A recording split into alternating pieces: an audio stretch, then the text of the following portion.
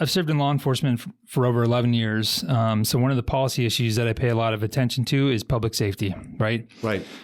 What, as governor, are you going to do to help ensure that the men and women who honorably wear the uniform are protected from not just the dangers that they face on the street, but also from the politically motivated nonsense that they have to deal with day in, day out, which seems to be increasing every day? So there's an initiative that's been just introduced called Back to Blue.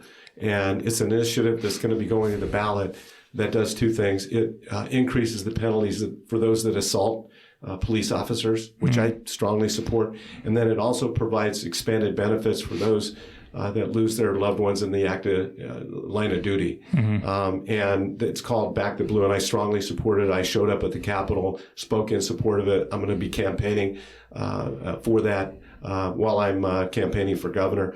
But also, additionally, I think we need to go a couple steps further. There are a lot of municipalities that have been talking about defunding police and taking away qualified immunity from officers and creating these citizen review panels with no law enforcement people to decide if it's a good shoot or not, or if force was really necessary.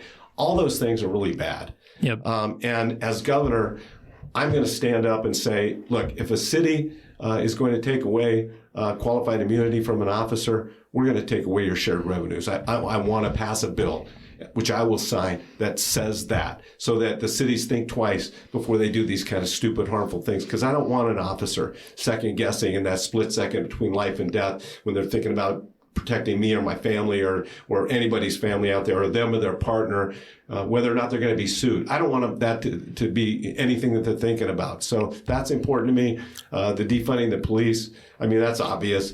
But there are cities in Arizona that are bad enough that they could do that, like City of Phoenix. The vice mayor wears a T-shirt all the time that says defund the police. Yeah, and in Tucson or even Flagstaff, those places are really liberal, and it could happen, and the qualified immunity. So I just think we have to draw a really strong line in the sand that Arizona is going to be a place that stands up for cops, and their chief executive, hopefully that's me, I believe it will be, is going to do everything I can to make sure this is the best state in the country to be a cop.